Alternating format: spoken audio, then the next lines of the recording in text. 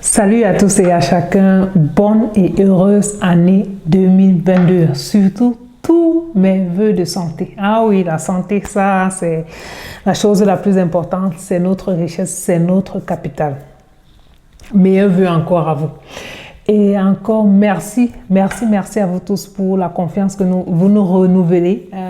2022, c'est la deuxième année de l'aventure Dr Letty. Merci d'en faire partie, merci de nous encourager, de liker, de partager nos vidéos, de vous abonner et surtout de critiquer. Merci pour cela parce que c'est grâce à la critique constructive qu'on s'améliore. Si tu ne me connais pas encore, si tu ne fais pas encore partie de cette grande famille, tu sais quoi faire. Like, abonne-toi et surtout partage.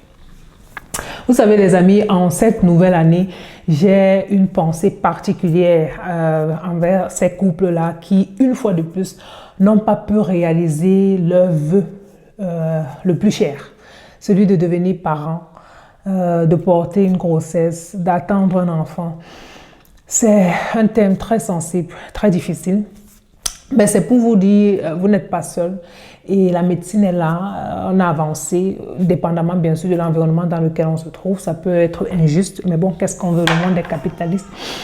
Et c'est ce dont c'est ce que je veux partager avec vous aujourd'hui. Qu'est-ce qu'on peut faire de nos jours pour ces couples-là? Mais avant cela, quelles sont les causes de l'infertilité? Reste connecté. Salut à toi et bienvenue sur Médecine Fertile. Moi, c'est Dr Letty, votre Juji. J'utilise cet espace pour informer et sensibiliser les femmes et les femmes enceintes sur des questions de santé et maladie, car je suis convaincue que la médecine primaire ou préventive, celle qui intervient avant l'apparition des maladies, vous permet de rester ainsi le plus longtemps possible en bonne santé. Elle est la meilleure forme de médecine et elle passe par la bonne information et la sensibilisation. Alors, si ce sont des thèmes qui t'intéressent, eh bien, abonne-toi et surtout partage. Déjà à ce niveau, quelques définitions s'imposent. Vous savez, souvent on peut avoir abus de termes stérilité, infertilité. Ça peut être dévastateur de dire à un couple qu'il est stérile. D'accord? Parce qu'au sens strict du terme, on ne peut même pas le dire comme ça de façon certaine avant la fin de la vie reproductive d'une personne. Pourquoi? Parce que la stérilité a un caractère irréversible. La stérilité, c'est l'incapacité pour quelqu'un de tomber enceinte ou alors d'être fécond. Or, l'infertilité, par contre, c'est la difficulté pour un couple d'avoir un enfant après 12 mois de rapports sexuels réguliers. J'insiste sur le mot régulier. Pas seulement les week-ends ou bien avec les relations à distance, ça peut être difficile. 12 mois de rapports sexuels réguliers sans contraception. Alors, à partir de là, on parle bien sûr d'infertilité. Sinon, avant ça, après 6 mois, après 7 mois, qu'on recherche activement, il n'y a pas encore de souci à se faire. Sauf si, bien sûr, on a d'autres problèmes qui peuvent laisser penser qu'il faut se dépêcher, qu'il faut aller chercher de l'aide un peu plus vite, ou alors on a déjà un peu plus de 35 ans. On en parle en détail. Alors, les causes de ce problème, stérilité, infertilité, sont variées. L'homme peut être la cause, la femme peut être la cause, les deux peuvent être la cause. Et au pire des cas, dans 10% des cas, on parle d'infertilité inexpliquée. Parce qu'après tous les bilans, on ne peut pas expliquer pourquoi le couple n'arrive pas à avoir d'enfant. Je vais continuer avec les causes de l'infertilité chez la femme. On commence avec la femme. La première cause de l'infertilité chez la femme, ça encore et toujours l'âge. Oui, l'âge en effet, c'est un facteur déterminant pour la réussite d'une grossesse aussi bien naturelle qu'après un traitement. Les études sont maintenant claires. Le taux d'échec des inséminations, des fécondations in vitro augmente avec l'âge de la femme.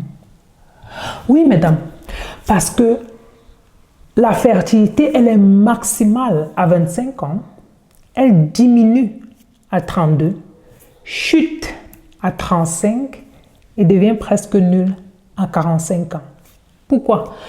Eh bien parce que de façon biologique, on est avec notre stock d'ovules, je vais dire ça comme ça, déjà bien défini.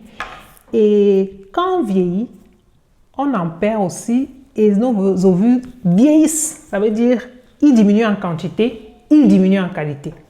Et ainsi diminue également notre fertilité. Est-ce que ça veut dire qu'à 25 ans, il faut absolument tomber enceinte, même quand les conditions ne sont pas optimales? Bien sûr que non. Bien sûr que non. Ne comprenez pas mal mon message. Je suis là pour vous informer. Un enfant, ça se prépare, ça se fait avec le bon partenaire, ça se fait avec un environnement valorisant pour l'éducation et ça demande des moyens. Est-ce que ça veut également dire qu'après 35 ans, une femme ne peut pas tomber enceinte? Bien sûr que non.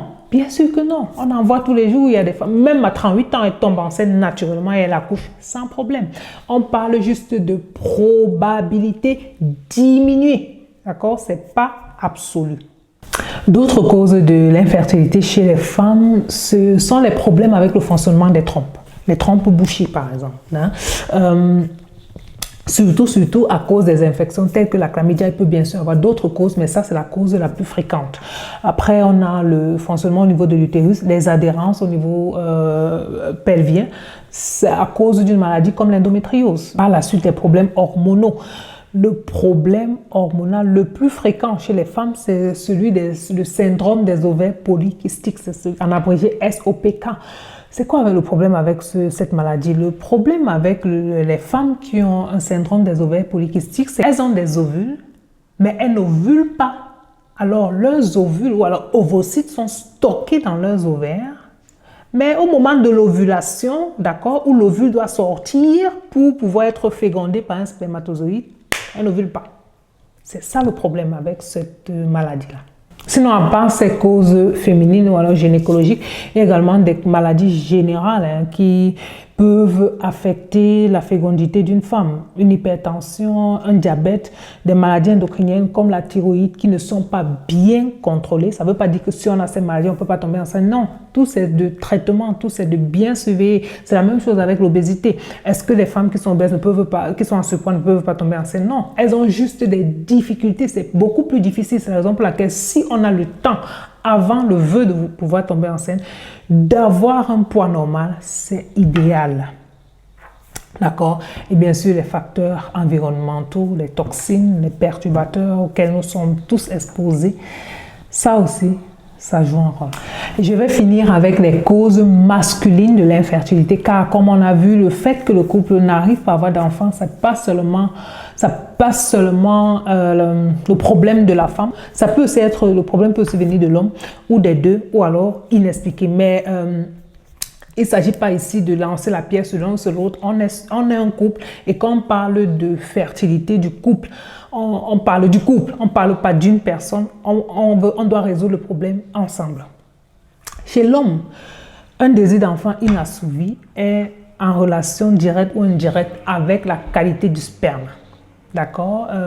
La quantité, la qualité, la mobilité des spermatozoïdes, les problèmes d'éjaculation, les problèmes d'érection, ce sont ça les principales raisons de l'infertilité chez l'homme. Et ceci à leur tour, pourquoi est-ce qu'un homme va avoir un mauvais éjaculat? C'est la raison pour laquelle on vous demande toujours de faire un spermiogramme, monsieur. Peut-être parce qu'il y a une infection, il y a eu un traumatisme, il y a un problème génétique, il y a des maladies génétiques qui affectent la qualité du sperme ou alors des spermatozoïdes. Les raisons sont différentes ou encore un problème hormonal. Mais une autre raison qui n'est pas très souvent évoquée, c'est l'âge de l'homme. On parle de l'âge de la femme, mais toujours et toujours, oui, bien sûr, c'est très important, mais l'âge de l'homme aussi joue un rôle au niveau de la qualité du sperme, aussi bien que l'exposition à des toxines, alcool, cigarettes, drogue, obésité. Ça aussi, ça influe cette qualité du sperme-là. D'accord les amis, pour que la vidéo ne soit pas trop longue, je vais m'arrêter ici pour aujourd'hui. Dans la prochaine vidéo, on va parler des options de traitement pour ces couples-là chez qui ça ne fonctionne pas de façon naturelle. C'était Dr Letty. Encore une fois de plus, bonne année.